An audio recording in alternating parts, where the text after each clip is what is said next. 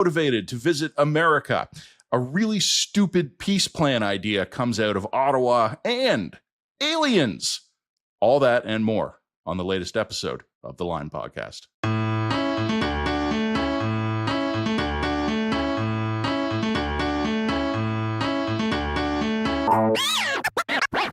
This episode of the Line Podcast is brought to you by Unsmoke Canada, which is dedicated to helping Canadians who are looking to quit smoking understand the full range of options available.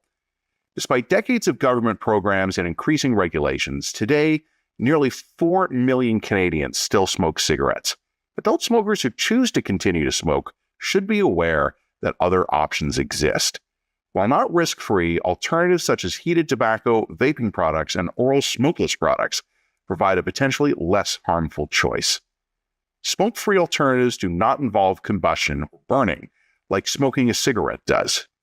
Instead of heavily restricting access and information about these options, Canada's government should be adopting common-sense legislation that will help further bring down Canada's smoking rates and put information in the hands of Canadians.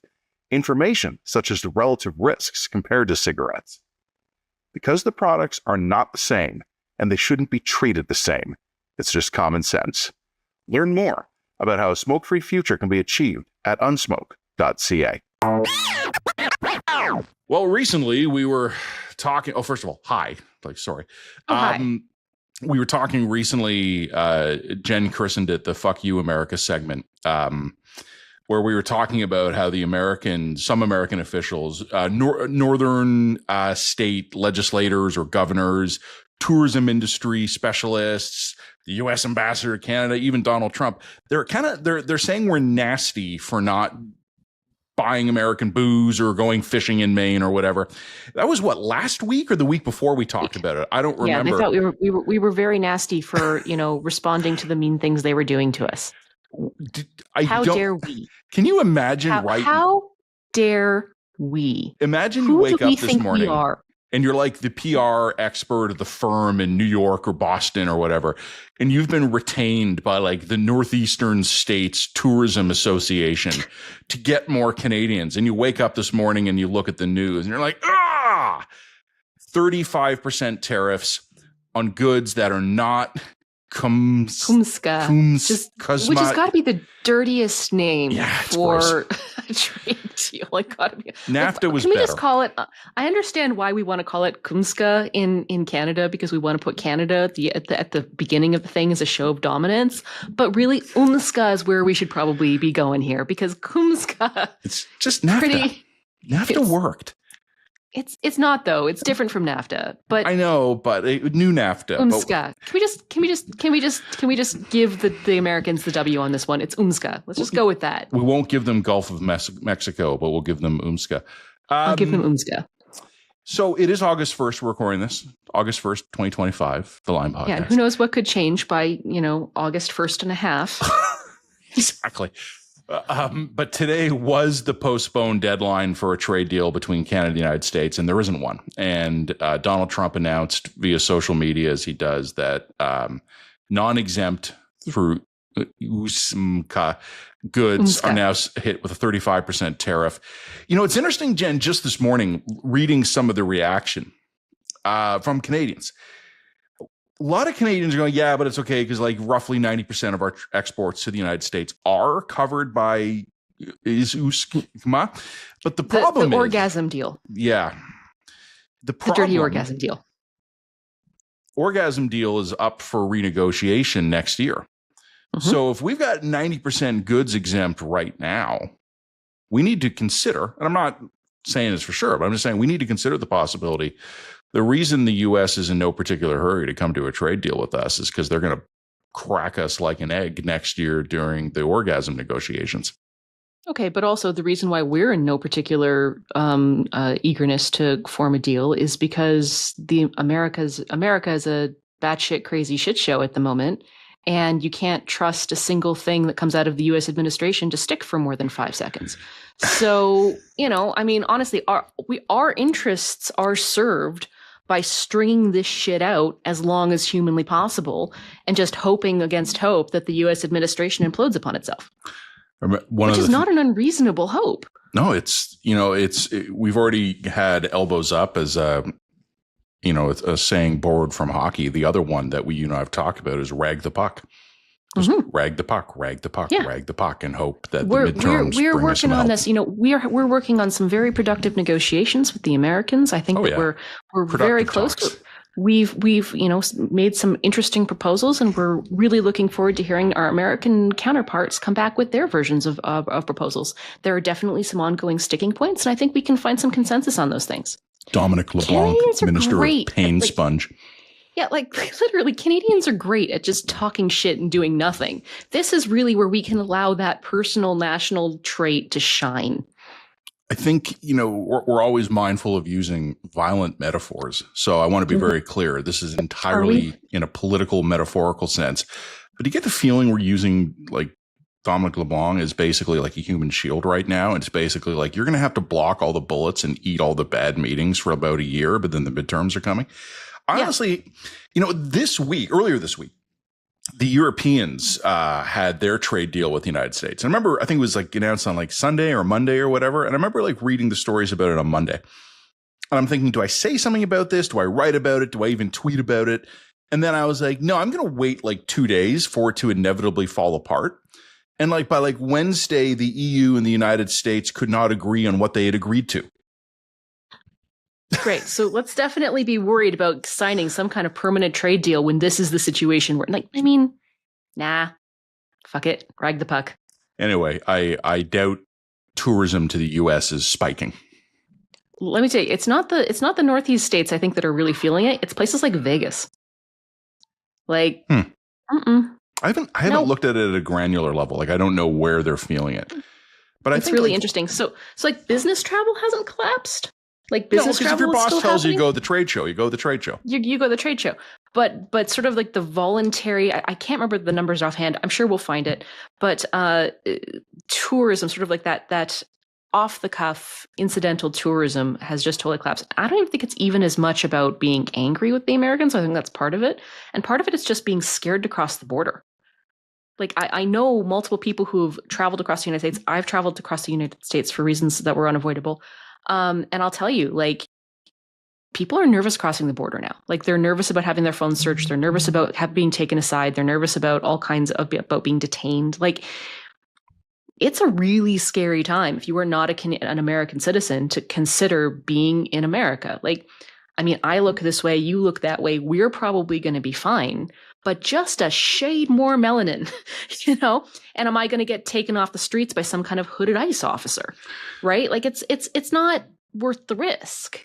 This is going to sound this is dark humor, and I don't mean to offend anyone with it, but I've only had to go to the States once since the election of Mr. Trump, and it was a land border crossing, and I took a cab. And let's just say I was highly confident that my cab driver was going to get the attention, not me. Mm-hmm. And this is exactly what happened. So at the border crossing, it was Windsor to Detroit. Border guard peeks at me, goes, okay. Peeks at the people I was traveling with, all comparably complexioned, goes, okay, and just zeroes in on the driver. And the driver, as someone who frequently crossed the border, knew the drill, had all the documents in place and basically handed them over. And the guy went, okay. And the border guard went and he ran them, and no problem. We were basically it was a delay while he looked through the papers. The border guard was professional, courteous, and had no problems. But I knew I wasn't going to be the problem at the border. I'm not scared to cross the U.S. border. I just don't want to. Yeah, I would say look, I'm a lippy bitch who said mean things about the Donald in public, and most of the time I think I would have no problem crossing the border. But you know what? You get one bad border guard on one bad day who decides to make an example of you, and what could happen? Anything could happen. I think what's beneficial for people like you and me who live in Calgary and Toronto, respectively, is that the American border crossing clearances are in Canada. They're in here in Calgary. They're in here in Toronto. So I'm less nervous about crossing into America from an American border crossing that's in Canada, because I know they're not soil. I'm on my own soil, and worst case scenario, I can just be yeah, I'm going home. I'm not crossing, and they're probably not going to be able to detain me for any length of time.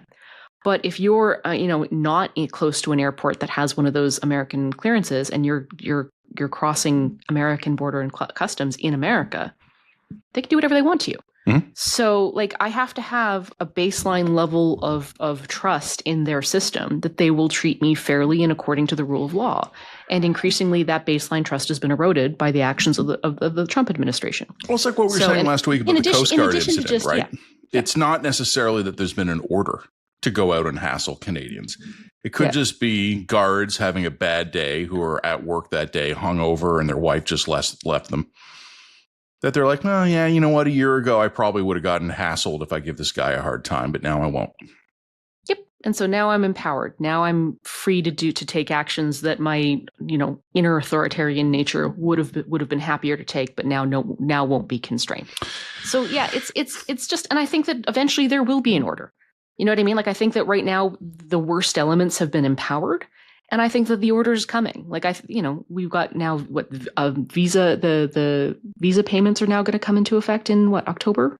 Does that include Canadians? I don't remember. I think it does. Yeah. Yeah, it's the border crossing fee, right? To enter the United States. The border crossing fee is now coming into effect. $250 a person. I highly suspect that part of the Kumska orgasm renegotiations, one of the things that's going to get put on the table is getting us exempted. Yeah, we're going to be forced to apply for a visa to cross the border. Is my suspicion is one of the things they're going to do to us, to try and get us in line. So I mean, I'm getting prepared for all of this stuff to get much, much worse. And it's also part of the reason why I'm getting as much travel to the United States that is mandatory out of the way as soon as possible, because I don't think things are going to get better. Not for a number of years. Well, I was going to say, I mean, I'm a long-term optimist, as all Trekkies are, but that doesn't mean I'm a short-term optimist. I think it's interesting to have this conversation now, too, because we got 2 dates overlapping this week. We had the trade deadline date. We also had the 3-month anniversary of Mark Carney being prime minister. Oh, sorry, I should rephrase that. Specifically, having been elected as prime minister, because he was PM for a few weeks after he took over as Liberal leader before that. Where do you, just a very generic question for you. I'm going to put this as neutrally as I can. I'm going to play the neutral moderator interview here for a second. Mark Carney, 3 months in. Thoughts? It's about what I would expect. Firstly, here's what I would say. It says so much about just how bad Justin Trudeau was that someone in the office who sounds like an adult has basically the right priorities but hasn't yet accomplished anything feels like a massive improvement. Right? Yeah. I'm not actually surprised by the level of what he's accomplished. I'm actually kind of pleasantly surprised by what he's put on the table. I've always thought that Canada's, for lack of a better term, octopus economy, sclerosis problems were so deeply entrenched that it was going to be very, very difficult, and it was probably going to take more time than even Carney would have expected to reverse some of these trends. One of the things that I'm very heartened by is the fact that he seems to be willing to actually go against the public sector unions and make significant cuts, which is absolutely necessary. It has to happen. So, we'll see how those things pan out. We'll see how C5 pans out. C5, of course, is like the One Canadian Economy, the attempt to sort of eliminate interprovincial trade barriers, and also to create a system for declaring projects in the national interest in order to get an expedited approval process forward. We'll see if any of that pans out. I'm glad that it's passed. I think it's actually kind of incredible that it was passed. And in the same way that only Nixon could go to China, it's very possible that only a Liberal could fix all of the problems that the Liberals created. So good. I expect it's going to take time. I expect it's not going to happen in 100 days. I expect it's going to take a couple of years. You're nicer than I am. Yeah, although on many fronts. This is one of them. Weirdly not on a few. I think, first of all, I do want to underline the point you made, and I've made this to some of my Liberal friends, where I just said to them, I never really had any personal animosity toward Justin Trudeau. Didn't love him in the job, but I didn't really buy into the fuck Trudeau stuff. 3 months of Mark Carney, I think, has been unkind to the legacy of Justin Trudeau. There's just been tonal changes that are a relief. Okay. We didn't. I'm not filled with so much rage that I feel the need to like channel it into Word every week. Like I don't remember who to just said talk this. about Yeah. late night television. You know what I mean? Like I don't remember I'm who happy said to write this about to me. anything else. Someone sent this to me, and I apologize because it was a friend. So if one of my friends hears me saying this and is outraged, I don't remember it was them. My bad. But someone sent me a photo of the cabinet swearing in after Carney was elected after April 28th. I think it was him and Anita Anand, and they were like shaking hands or something. And my friend was like, "Isn't it nice to see the prime minister not giving everyone a bear hug when they're being sworn in?" And I thought to myself, yeah, that is nice. Not doing the weird forehead to forehead thing where they're like, we're going to put our third eyes gazing, together and into each other's eyes. That is how Jen and I start every podcast via Zoom, but that's just, we do that off. Yeah, we do that off the air. Yeah. So yeah, I 100% agree with you that there are really, really, really good tonal changes. But as you said, it is going to take time. And I know, like, I'm a realist about that. But if something's going to take time, start. The sooner the better. Like, it's kind of one of those things. If it's going to take 2 years to do it, don't wait 6 months to start, because then it's going to take 2.5 years to do it. What I am looking for, and maybe this is me just, I joked with Jen earlier and she steered me away from a particularly colorful metaphor. So let me just say 3 months of Mark Carney feels like you're got your first relationship after a really bad breakup. And you're kind of like, you don't know yet if you're dating a really, really nice person or if you just have very, very low standards. And that's kind of how I feel right now with Prime Minister Carney. I'm not particularly impressed. Some of us have made happy marriages out of lowered expectations. I know. I mean, I've read. But what I think jumps out at me here is, and maybe this is me having a low expectation, too low, because I think citizens should hold the prime minister to a high standard. I just want to get a sense from this guy that he is trying to turn the ship around. I don't have it yet. Like, I think I have a pretty low bar to be impressed by here. I think I'm willing to give this guy credit. I kind of want to like send good vibes his way. C5?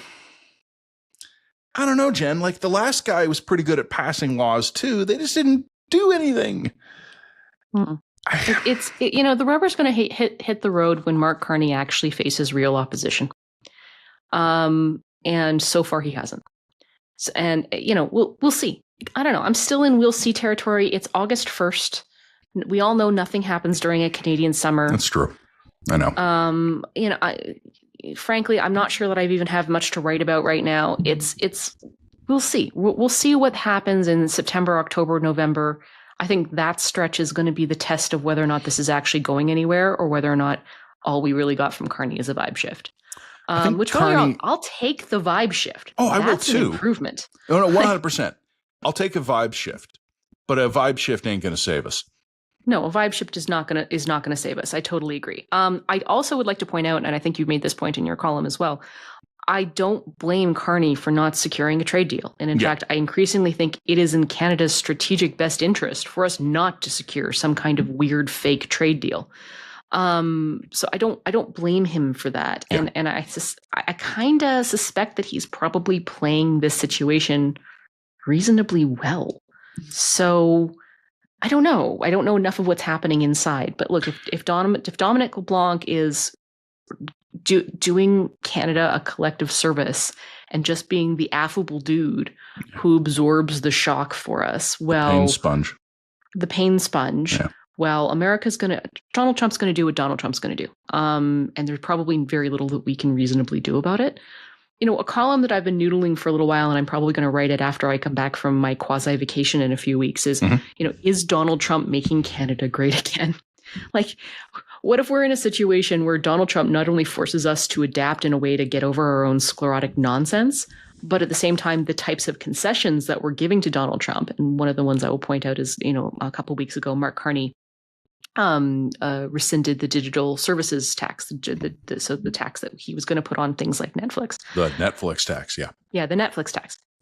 That's great for us. You know what I mean? Like, that's great for the Canadian consumer, because the person who's going to be paying that tax wasn't Netflix, it was us.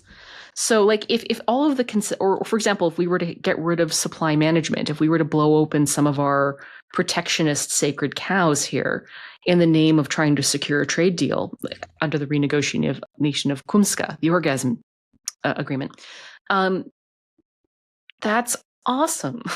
Like, thank you, Donald Trump. We'll act like we're very unfortunate. That's really unfortunate that we had to get rid of that really expensive, shitty butter. But, oh man, the sacrifices we've made to maintain a good friendship with America's. We hated to have to do it. Hated to have to import French butter. That was terrible for us. Looking at my son, a picky eater, eat Spanish butter. And his eyes just lit up. just to see the joy in his eyes. To see the joy in our children's eyes at never having to eat any more of Canada's incredibly mid-tier butter. That, wow, I would. Fuck you, Donald Trump. I'm not trying to write your column for you.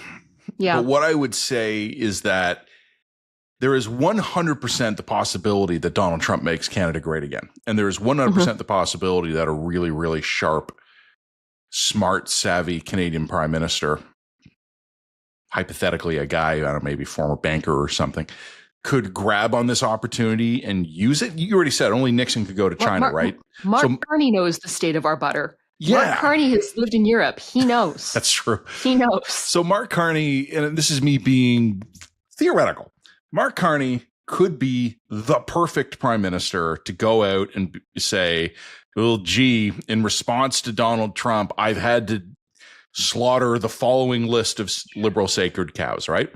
And I think him personally, and also his political circumstances, newly elected guy, Liberal Party recovering from near-death experience, he might be in probably the optimal position to do this. But as my column today was noting, we're 95 days in and I ain't seen it yet. So Carney, to me, I said I'd give him 6 months. That clock runs out around Halloween. Not that far away. I'm sure he will mark that on his personal calendar, the day that Matt Gurney's clock runs out. Look, I think I've said this on the podcast, but I think people around him will. I think I've said this, made this comment in private, if not on this podcast in the past. But Mark Carney's biggest obstacle right now is the Liberal Party and everyone in it. So I wish him well. On that note, toss up. Actually, can I just say toss up between that and the public service? Oh yeah, well we'll see how he manages that. That's going to be, and that's actually a really interesting question, right? Because no, I think I would include the public service as the Liberal Party and everyone in it. So. There you go. Fomenting controversy. Hypothetically, if let's say Carney breaks one of those to his will, and that would be a feat. Like, I'm not saying that would be easy, right? Like taking on the entrenched interest within the Liberal Party, taking on the entrenched interest within the public service. Those are hard fights. The position he's in is he's got like a two-front war here. Winning one of those battles, but not the other, he might be equally fucked. Yeah, absolutely. So we'll see if he manages to leave office, Canada's greatest villain, he'll have done his job. Look, I wanted to talk one more thing before we close off this segment. Matt, do you have anything to say about Justin Trudeau's alleged date with teen idol pop star Katy Perry? And when I say teen idol pop star, I mean like from when I was a teen. So like I'm aware. Anyway. I have a couple of things to say. Some of them I will withhold from public broadcast. Let's just say Katy Perry viewers will see what I just did. Listeners won't. Let's just say I'm a fan. And I've maybe heard 3 of her songs. I have no opinion of her as a musician, but I'm a fan of Katy Perry. I, too, remember Katy Perry from when I was a teenager, and that left a bit of a mark. So my actual response to the Prime Minister is, good, former Prime Minister, good for you. But someone said to me this week, and it was very bitchy, but it was funny. Justin Trudeau has finally achieved what he always wanted. He's a celebrity. You know, he doesn't have to put up with a cabinet, doesn't need to worry about the latest referendum polls. NATO ain't calling. He gets to go to nice restaurants in Montreal with a gorgeous woman and be fawned over or hated and followed by photographers.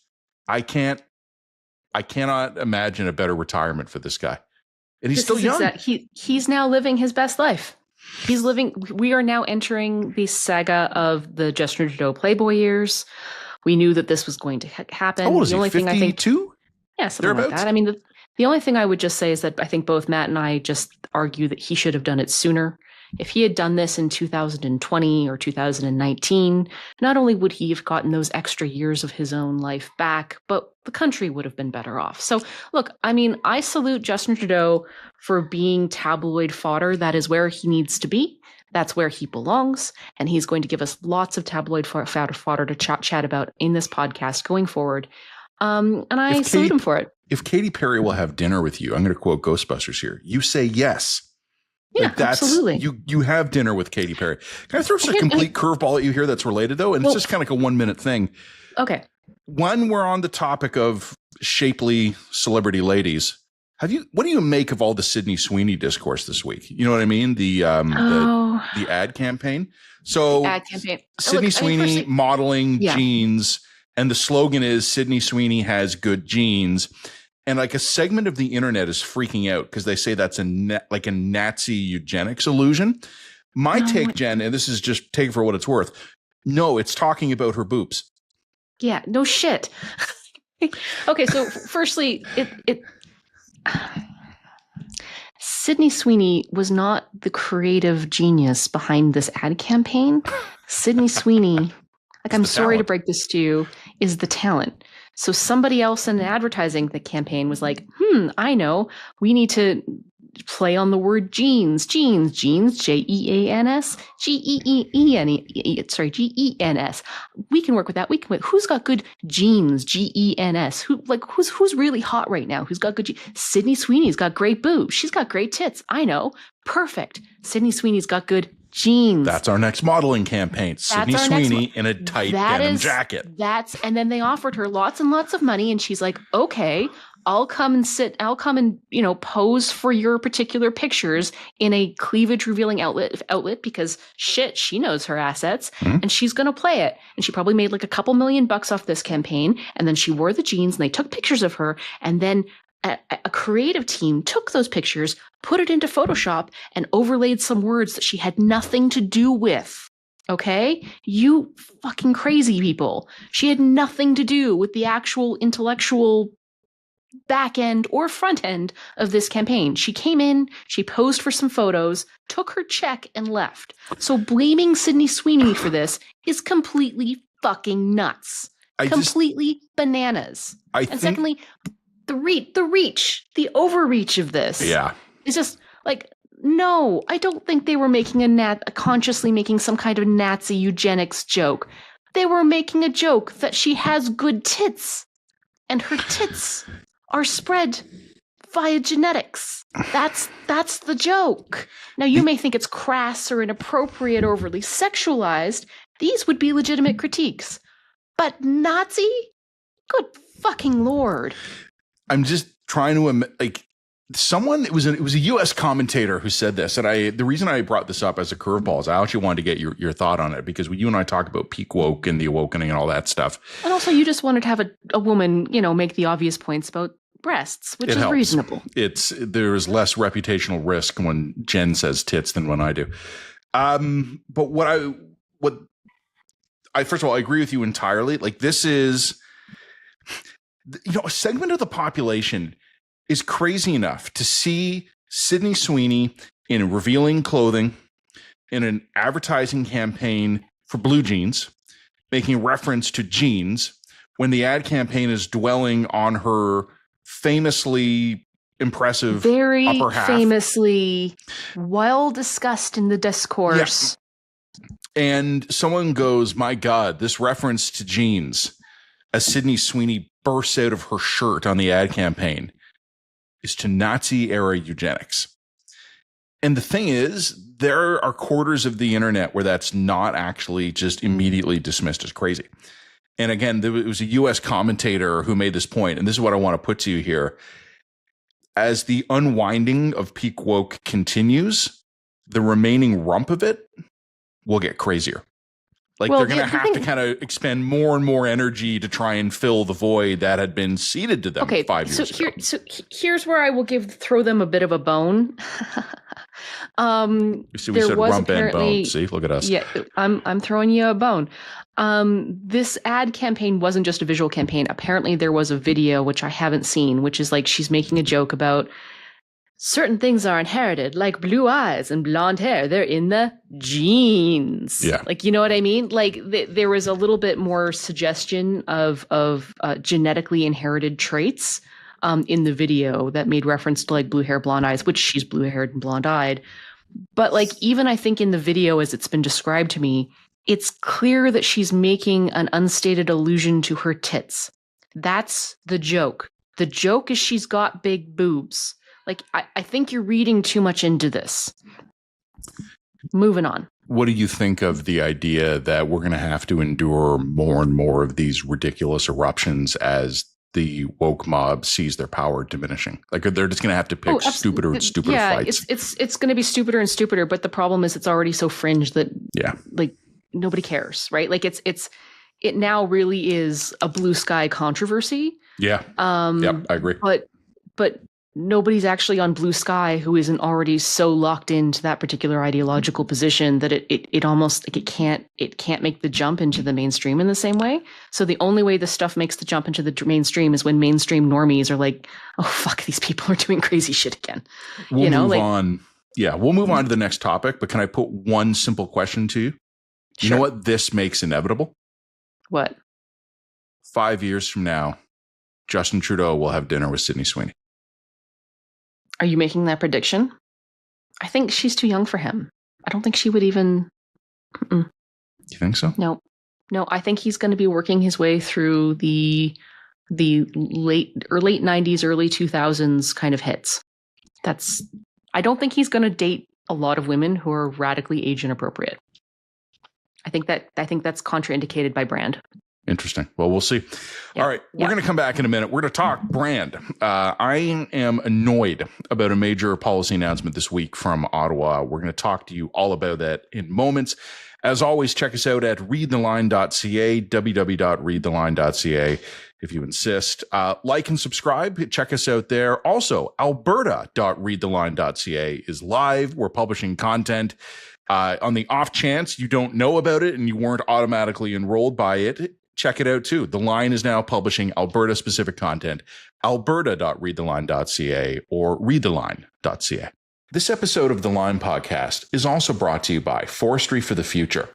Canadian forestry supports 200,000 workers, generates $87 billion in annual revenue, contributes $21 billion annually to our nation's economy, and provides the products we need to build homes and drive economic growth.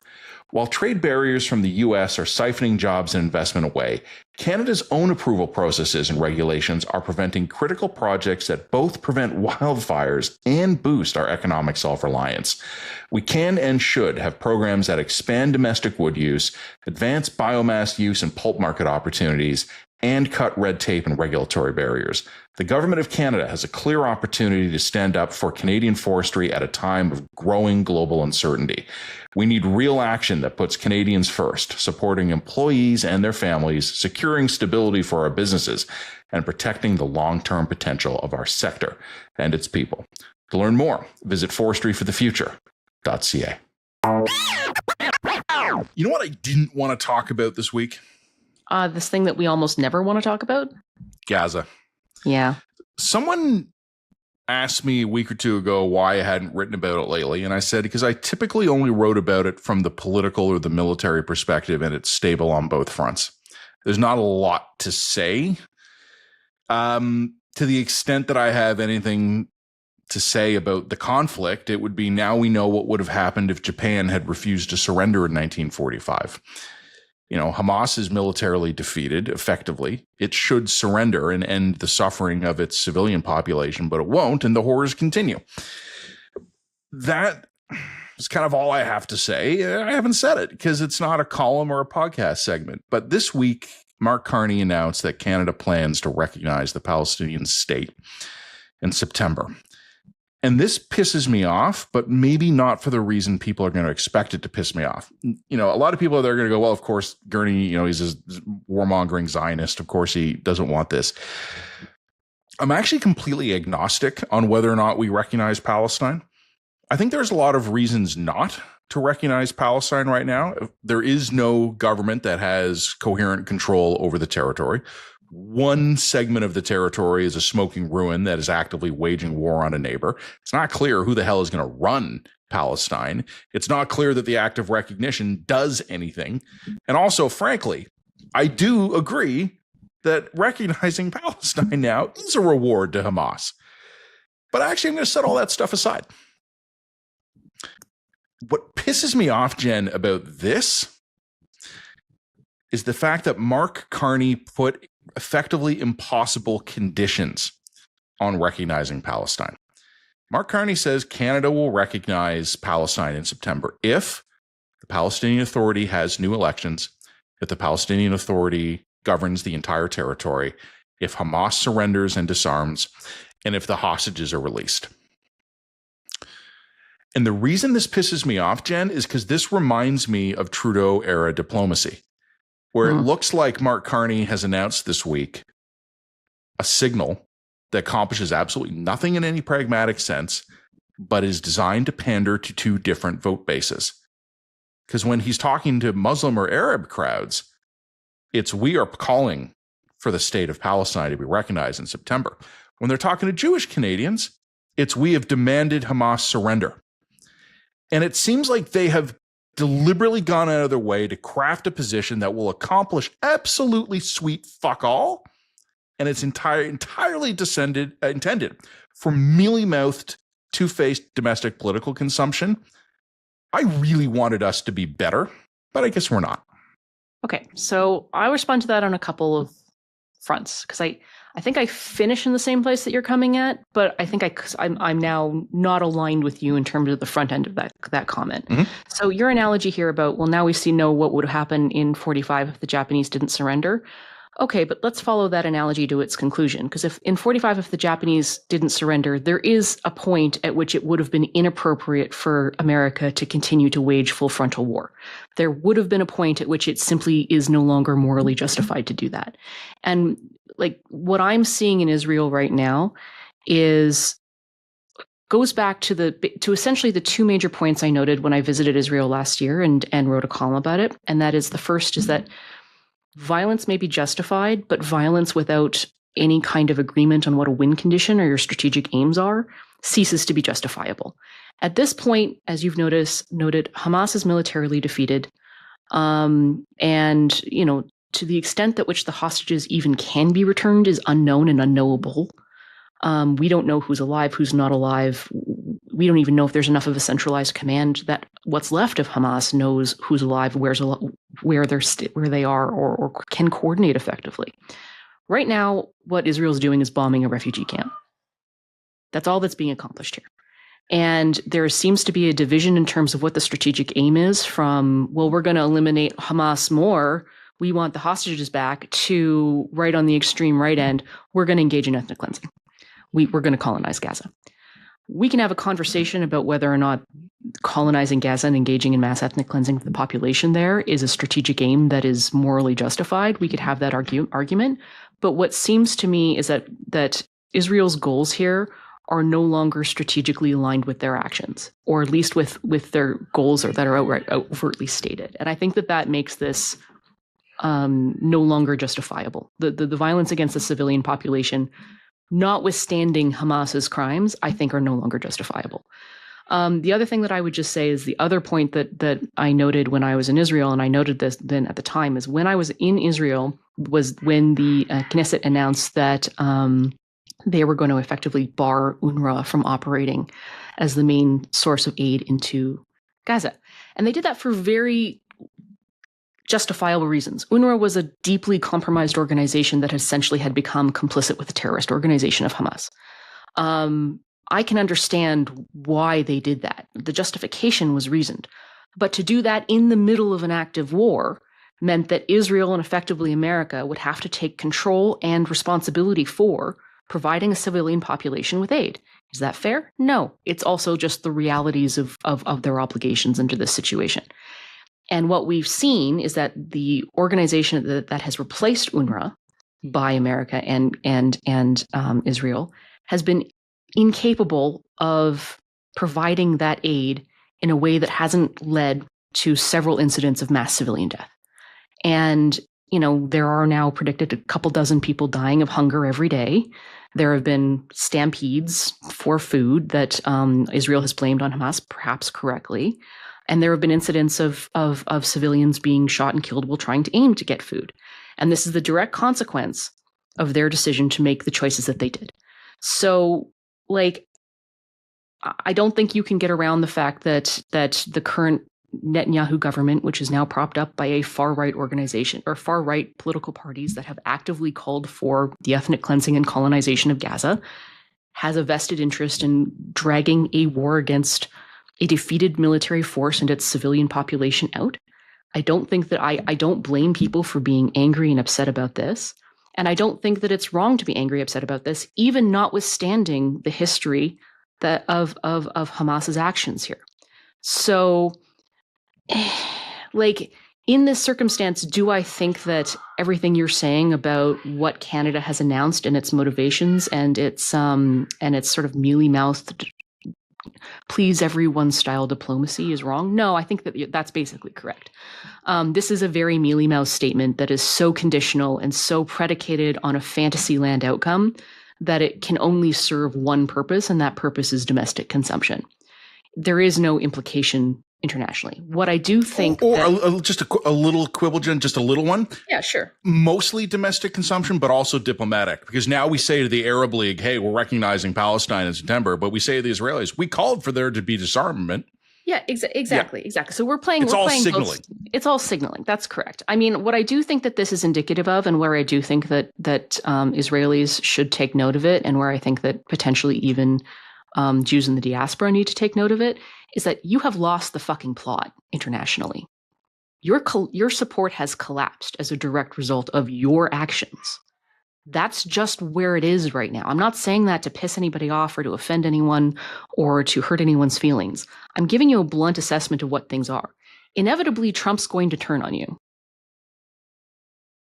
That is going to. Yeah. Firstly, he's internally unreliable. He's demonstrably unreliable, and he is going to turn on you because the public's turned on you, and the public's turned on you because of your actions, despite October 7th. October 7th, sorry.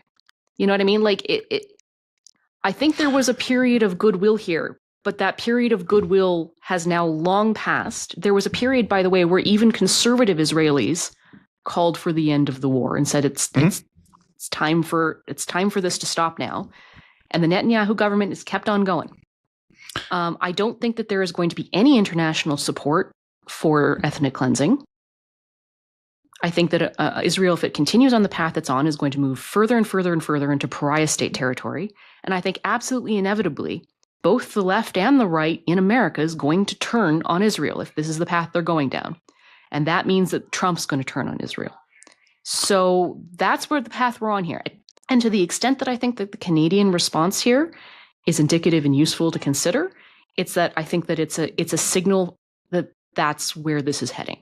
So look, I mean, I'm not on the ground. I'm not in Gaza. I can't make comments about, the efficacy of aid distribution in that territory because I'm not there. I can only go by what's reported by credible sources. And there are some credible sources. But I don't blame, as much as I think that this statement is a mealy-mouthed bit of silly diplomacy by a Canada that wants to perceive it or wants to project itself as a middle power. Yeah, it's meaningful. And it's not, and is not really meaningful in that ed. I also don't really blame the liberals for making a mealy-mouthed domestic statement, because what's happening there is beyond what's justifiable. So if Israel's actions, let's put it this way, if Israel's actions have reached the point of justifiability, right, and we've crossed the Rubicon into what's justifiable by standards of war, and a middle power like Canada wants to capitalize on that choice by taking advantage of it by putting out a statement in order to appease its own base, who's to blame? You know what I'm saying? I'm sorry. I'm hearing a little bit of Israel and Gaza and Palestine down in my basement happening. It's summer, but I mean, like Mark Carney could only make a mealy-mouthed statement that appeased everyone in his base in the circumstance where Israel had lost the plot. You know what I mean? Like it's you can reverse the onus here. So I think Canadian politicians do not need Israeli help to land on mealy-mouthed nonsense statements. No, but I'm like, look, if this is just all bullshit internal political games, fine. But Israel handed it to them by its actions. I don't disagree with your assessment of Netanyahu's government. I think that's just a statement of the obvious. What I would say is that I think if we weren't dealing with the hostages, and I know it's such a loaded term now, but the whole thing with the hostages, I think this war ends a long time ago. I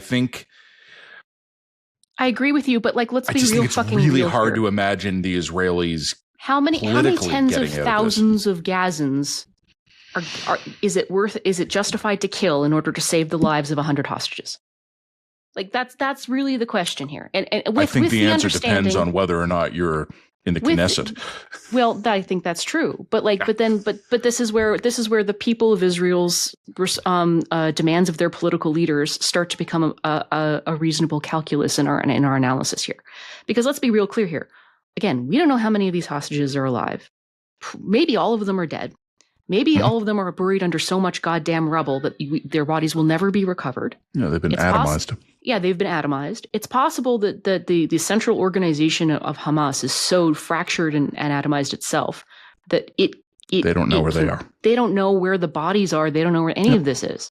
Oh, no. You know, so the idea that you're going to justify pummeling a civilian population at this point into the ground indefinitely and maybe ethnically cleansing them until we get the hostages back in this circumstance is fucking nuts. I don't mean to be insensitive or cruel about this because I know there are families out there who are deeply emotionally invested in this. But that can't be the justification for another 5 years of this. If it was my kids, I'd burn the whole strip down.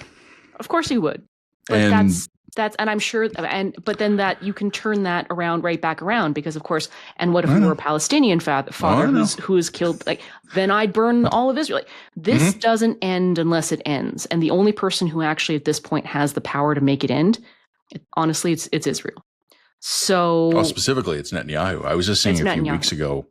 Again, I'm not following it as closely since it seems to have kind of locked into a stable a suboptimal but stable phase for months. But something like 75% of the Israeli public wants the war to end. I think, Jen, I think they basically agree with you that there's not much more to accomplish militarily. I mean, I understand the psychological desire for, someone from Hamas to be like, I surrender. You may never get that. I'm sorry. How many more people are you willing to kill for that? I think you're not wrong about Israel becoming a pariah state, but what I honestly wonder is if in similar circumstances, would any country behave that differently? Well, maybe they would, maybe they wouldn't. It's a bit of an absurd counterfactual because who cares? It's absurd. I think it's just unlikely. Well, who knows? And also bluntly, I don't think it's a useful point of consideration. I just don't. You can't take a counterfactual Canada and say, well, in this scenario, we would become a pariah state in the pursuit of X, Y, and Z, because maybe we would and maybe we wouldn't. We don't know. All we can deal with is the facts on the ground in Israel and Palestine at the moment.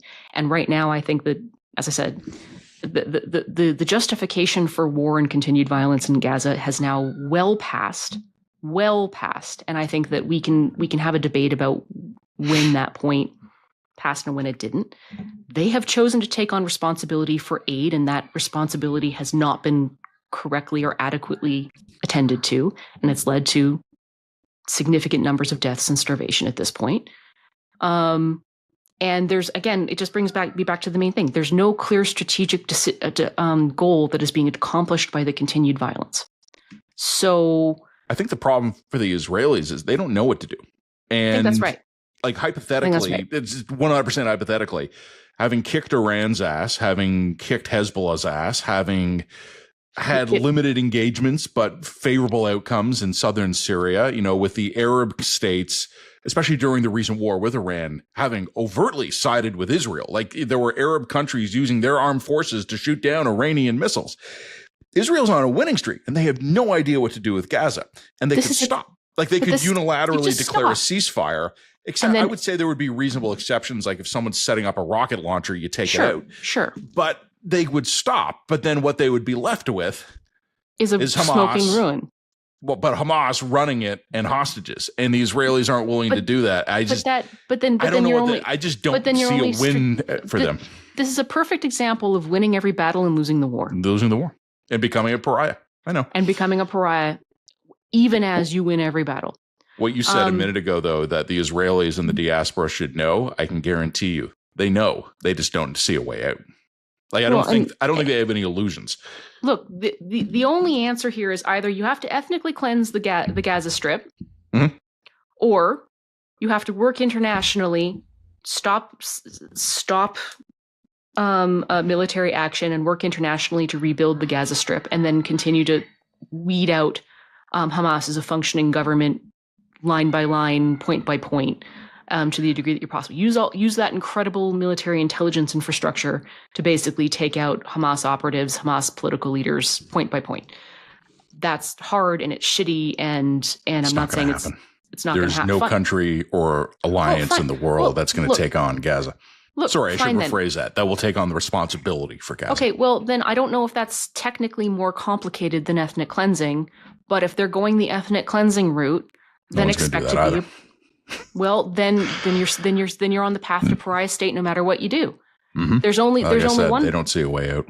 There's only one. No, there is a path out. Nobody just wants to do it because Netanyahu's far-right coalition don't. The path out is, like I said, unilateral ceasefire, where the Israelis decide at noon tomorrow we're done. And also that then you need to have a Marshall Plan style approach where Israel and some form of the international community actually goes in and governs what's left of the Strip. That's not going to happen, though. Like that's well, okay, but you can just say that it's not going to happen. I'm saying that's the path out where Israel doesn't cement its position as a pariah state. Like that is the path out. And by the way, there's no other path out that's less logistically complicated than that. So, I mean, what are you going to do with 2 million living Palestinians if the answer is ethnic cleansing? Like, do you think there's not going to be logistical challenges there either? There was a Marshall Plan after World War II. You're going to tell me that it's more complicated to put a Marshall Plan in place in the Gaza Strip than it was in Germany? Fuck off. No, I'm not saying it's complicated. I'm just saying there's no political will. There was enough. Well, then of the powerful countries, mainly the United States. Everybody's going to get what they deserve, now aren't they? Well, I think we're on that path already. I mean, look, the United States did the Marshall Plan because it decided that a democratic, stable Western Europe that could defend itself was within its own strategic interests. You think Trump is going to look at Gaza and say it's in America's strategic interest to rebuild it? How about a Gaza Strip that's not a basket case is in Israel's strategic interests? How about we start to consider that? I mean, this is. I am beyond the idea of like good black hats, white hats when we're talking about Israel, Palestine. I think that is a totally useless framework when we're examining something as complicated as this particular thing. But I mean, and I don't want to necessarily get off the thing because nobody's coming to the Line podcast to listen to us talk about Israel, Palestine in the abstract, right? Like that just evolves into a dorm room debate. We're here to talk about specifically Canada's choice to recognize Palestine as a state. The concern that I have with the statement that Mark Carney put out was that there is no two-state solution. And everybody who actually knows anything about what's happening in the Middle East knows that there's no two-state solution. We in the West are clinging to this idea of a two-state solution because it seems like it's the balanced, fair, and just approach. The reality is that there's been no progress on a two-state solution because it's not viable. And that's the hard thing to come to terms with. And by the way, you talk to ambassadors and people who are well educated in this off the record, and they'll admit it. Oh yeah. So what's the Everybody answer knows the here? score. That doesn't mean that doesn't mean that ethnic cleansing is necessary. There's a version of Israel. I mean, for example, in most of Israel right now, people who are non-Jewish descent and background, Druze, Arabs, do live as equal citizens with equal voting rights with parties in the Knesset. So there's a version of Israel in which people of wildly different ethnicities and backgrounds can live in a kind of tense but viable political harmony. But there's no way we get there even if Netanyahu continues on the path that he's on. So there's even a peaceable one-state solution is increasingly out of view here. Mm-hmm. And it's just a fucking mess. It's just a fucking mess. And we have failed to resolve it. We're not going to resolve it. And I have a lot of empathy for everyone involved who are just they don't see the way out. Mm-hmm. I think that is a position I have empathy for. But in the same way that you have frustration with Mark Carney for recognizing that it's a long road to hoe and get on it, I kind of have frustration with the Israelis for just saying, look, I recognize that there's probably no easy solution and every single path ahead of you is hard, but you still have to pick one and you still have to get on with it. What will eventually happen will be a unilateral ceasefire. What will eventually happen will be the Israelis will have enough. They'll declare a unilateral ceasefire, and 2 or 3 years later, it'll start again. Well, maybe, unless you impose some kind of Marshall Plan or you ethnically cleanse. So take your pick, make your decision, move forward, and accept the consequences either way. It's shit all around. So pick a shit path and walk it. But what's shit all around headline? It's shit all around. Pick a shit path, walk it, but. And accept the consequences of that. But what's happening now isn't acceptable. And I don't think that it's wrong for Canada to take a stand in saying it's not on. Stop. I think people will like what happens next even less. Even if it is a mealy-mouthed nonsense political statement put out for domestic purposes. Which it is. We're going to come back in moments. We're going to lighten the mood a little bit.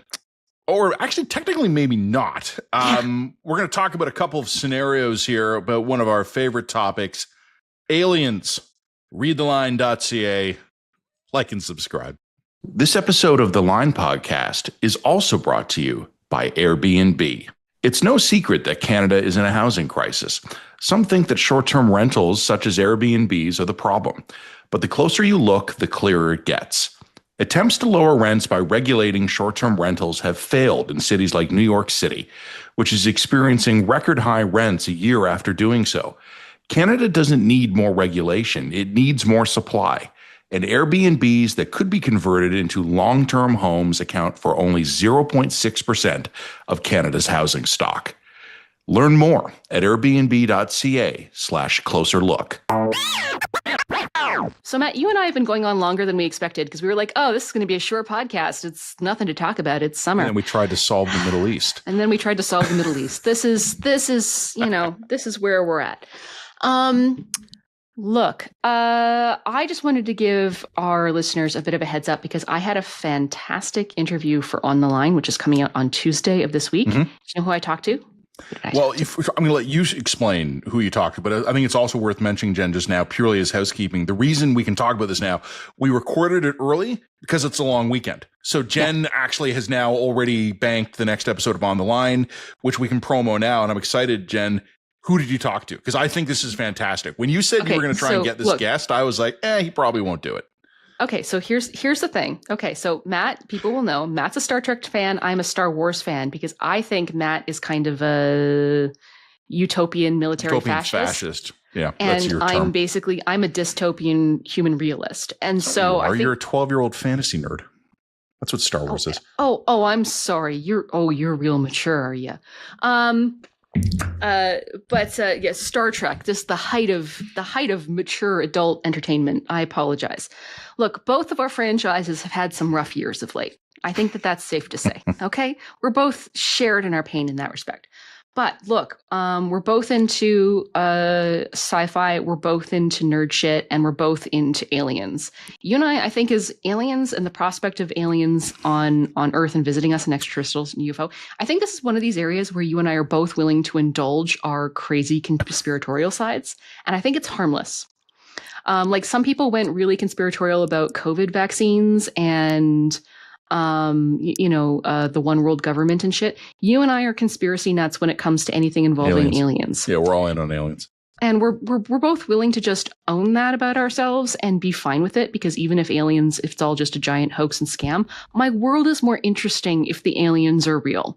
So I'm willing to just sort of park my skepticism aside a little bit when it comes to extraterrestrials. And so I was really excited to be able to land like a full hour-long interview with Avi Loeb. Now, Avi Loeb, in case you don't know who he is, he's kind of the Harvard astrophysicist who wrote this book called Extraterrestrial, in which he posited the hypothesis that the Oumuamua interstellar space object might actually have had a technological or alien origin. I love the fact that you just had the book sitting there, because it's not even like you left it there for this. It's just you carry a copy of it around with you everywhere you go. I brought it out to prove to Avi that like I had read the book when I interviewed him. So the guy's actually a really decent writer. So it was very enjoyable to chat with him. So anyway, he was back in the news this week because he was one of a team of scientists that posited that another interstellar object that has come into our solar system, known as 3I/Atlas, might be basically an alien probe, is kind of his theory. And of course, everybody's poo-pooing this. We just call it Atlas. No, because Atlas is the name of the observatory that spotted it. It's a dumb name. If there's another interstellar object that Atlas sees, it too will be Atlas. It will get confusing. All right.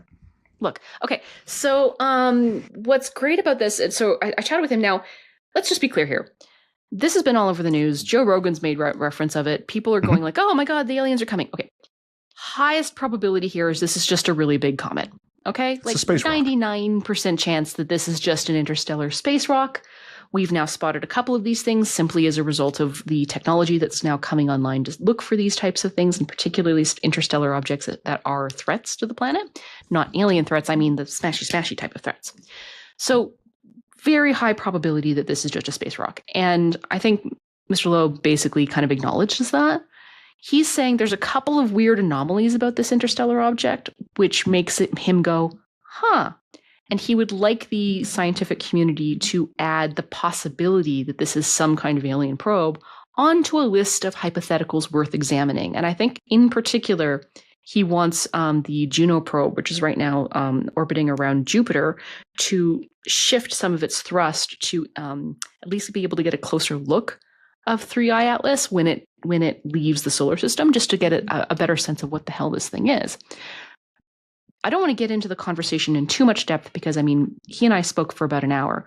But the three major things that make him go, huh, about this is, one, the size of the object. It's really big. It's like 20 kilometers. It's huge. And it's not that a huge interstellar object in and of itself is odd, but the expectation is that we would have seen many more smaller interstellar objects before we saw a really big one like this.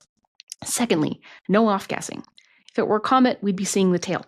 Off-gassing as a result of it. We're not seeing that. Why? Could be a reasonable reason. Could be mysterious reason. Can I just step in here just to explain what that means? Because yes. I'm also a nerd. Go for it. The void of interstellar space is incredibly cold. The closer an object gets to a sun, even though it remains very, very cold, it does warm up slightly. Some of the outer material would melt and basically turn into gas, which we would be able to detect. And it's not happening this time. Yeah, and also the same thing was true of Oumuamua as well. There was no off-gassing. And we don't know why. The third thing that made Loeb go, huh, was the particular trajectory of this probe. Firstly, it comes in really close to all of the inner planets. So, if this were some kind of scientific probe, it would get a good look at all of the inner planets on the way in. And secondly, the point at which it hits something called perihelion, which is the moment at which it's closest to the sun, is happening at a moment when the Earth will be exactly opposite it. So if this particular object were to do something called a reverse Orbeth maneuver, which would be essentially to decelerate rapidly in order to lock its orbit to the sun, it would be able to do that in a moment in which we were totally blind to it. And the combination of factors, the weird sort of retrograde trajectory that it's on, and the fact that it stops, its perihelion hits opposite us, it's a combination of factors that might imply intent as opposed to simply random chance. And, again, is the probability of that super high? No, the probability of that is really, really, really low. But it is a possibility. And it's a possibility that's worth considering. And I think that I get into Avi Loeb's sort of motivations for putting this forward. One, I think that he wants people to be excited about space. I think that he wants people to be interested in this topic. And when you start using the word alien, people get interested. I do suspect that part of what's motivating this is a desire to keep some of these telescopes and these space programs funded. I do suspect that's part of it. And if you can get people excited about the extreme hypotheticals, you can build public support for some of that. But I also think that there's a deeper thing that's driving him on this, and that is he's genuinely curious, and he thinks it's a genuine hypothesis, and he's really, my sense is that he's disillusioned by a scientific community that is not willing to even consider low probability hypotheses. To him, that's sort of counter to the purpose of what science really is and what it should be about. So we talk a little bit about his disillusionment. We talk about his feelings about academia and science. We talk about sort of the increasing disconnect between what the public is excited about and what the academic institutions are willing to entertain, and why that's a problem, and breakdown of institutional trust. We get into all of that. And he was just so open and so accessible. Like, I literally was like, "Hi, Mr. Loeb. I'm some random journalist in Canada. I know you're being inundated with mainstream media wanting to talk to you, but can you just talk to me for an hour about, an interstellar object?" And he was like, "Yeah, absolutely. Let's do it." So the guy was awesome. I'm really excited that I talked to him. And I do think that you should check out the interview because, we really get into the human stuff too, which I thought was great. It's such an interesting time to be alive in a lot of ways, many of them terrifying. But, I assume, Jen, that this thing's a big space rock. Like, that is my operating assumption. Yeah. That this is just a big space rock that's going to go zooming through the solar system and we'll never see it again. Yep. And as our telescopes and radars get better, we'll continue to see more and more of these things. And we might be surprised by how often it happens. Yeah. Maybe our best scientific consensus on how rare these things are is wrong. And that's, I think, the likely outcome. But if you were to have asked me to come up with a checklist of things that something coming here deliberately would look like, this is pretty close to it. Yeah. It's fast, it's big, and its trajectory is, again, probably completely random, but it's going right through the inner solar system, going right by all the rocky terrestrial planets that some distant civilization, if they were looking at our sun through a telescope, would go, if there's life here, it will be on these few planets. And it's going right by them. And I just find that interesting. And, again, I don't consider this likely at all. But I think in general, whether it's politically or scientifically or militarily, we should have an open mind to talking about unlikely events. Yeah. And that's not like it shouldn't be stigmatized to have smart, serious people seriously consider low probability events. Do you spend all the time and budget and energy on that? No, of course not. But let's think about it. Let's just think about it. And so, as Jen has already pointed out, the trajectory of this thing is probably not going to happen. I know. I don't want people to say I'm crazy here. But if this thing did pull off some kind of braking maneuver, which would mean that it was guided and was controlled by some kind of intelligence, it could be a crew, it could be a computer, it could be a probe, right? This thing, as Jen said, would have probably stopped somewhere on the other side of the sun where we couldn't have seen it. And if that had happened 30 years ago, when our telescopes and our radars weren't that good, we probably wouldn't have known it was there. And we would just have this new object orbit. We would have found it eventually, but we would have had this new object orbiting the solar system, and we would not have known it was there until about 30 years ago. I just think that's cool. And we should talk as a species. And right now, I'm a little weirded out by the idea of Donald Trump, inviting the alien ambassador to the UN. I don't know if that would go well. We'd probably tariff them. But we should think about this stuff. And we have seen incredible stuff, Jen, and we've talked about this at the line in the last 5 years, about the U.S. government and other allied governments having unprecedented disclosures about, there are things up there and we don't know what they are, and we've had the military chasing them and we can't catch them. That would have, no one would, if we could go back in time and tell our younger journalist selves in 2015 that you and I would have seen the Pentagon having press briefings to release video of the objects the Navy couldn't catch, we wouldn't have believed ourselves. We live in an interesting time and we should just be open-minded. It's good intellectual exercise to think about the improbable. So I agree with that. But the thing I would also point out is if this particular object is of intelligent alien origin, again, low probability, very low probability. It's not the same thing that we're seeing with the UFO phenomenon here in Canada or here in on Earth. We know that because I don't know what the UFO phenomenon here on Earth is or is not. Oh, yeah, we have a reasonable explanation for what this thing is. Yeah, but no, not only that, but if this thing is of alien origin, it's operating within the laws of physics as we know it, right? Mm-hmm. Like if this thing can't operate interdimensionally, it's not operating at the speed of thought. It's using the same kinds of gravity wells and orbital maneuvers that we would have to use if we were to travel to other places in the universe. So it is a material object, a physically material object. It's not transdimensional. It's not really out there shit. It's a physical object. If it is coming from a civilization, it's a civilization that is operating within the realm of physics in the same way that we are, as we know them, right? So that's worth noting.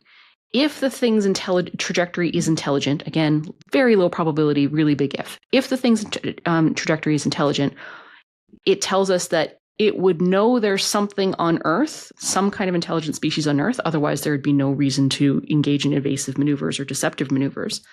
But it doesn't know how advanced we actually are because it might have a reasonable guess of our technological advancement, but it doesn't know exactly how advanced we are or not. Right. So this is information that we can potentially take away from this if this thing is alien. Again, is it? Probably not. It's probably a big rock. But it's worth considering and it's worth playing with that fun hypothetical. Right. I got nothing else to say. I just think you should check out the interview. I really liked it. And I was really happy that he sat down to talk to me. Half our audience absolutely love this segment. The other half thinks we're fucking nuts. That's fine. You know what? Everybody's got a gree, man. Everybody's nuts on something, and so long as you can compartmentalize your crazy into something fun and useful, it's fine.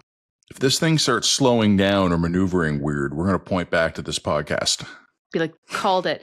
No, the thing the sign that essentially that Loeb is right would be is this thing doesn't show up on the other side of the sun. If it ducks behind the sun and doesn't pop up. If this thing ducks behind the sun and doesn't pop up, that's when you have to go, okay, something's happening, because that there's no way that could happen naturally. Fun. All right. Two purely quick programming notes, Jen. We'll wrap it up. Because it's the long weekend, we will not have a written dispatch this weekend, and I'll be sure to put this on the website as well. We're taking the weekend off. We have a shocking amount of content for a summer that is already lined up. We'll be publishing that next week, so never fear. You'll hear our podcast as normal next week as well, but just no dispatch on Sunday. We're taking the long weekend. And the other thing, like I said before, check out our new venture, alberta.readtheline.ca. And if you are already on our mailing list, you've been receiving content from us this week. So please check out. Maybe it hit your promotions or your spam filter. It's a new mail address that it's coming from. So check it out. But other than that, like and subscribe, readtheline.ca or alberta.readtheline.ca. Watch out for aliens. We'll talk with you soon. Have a great long weekend.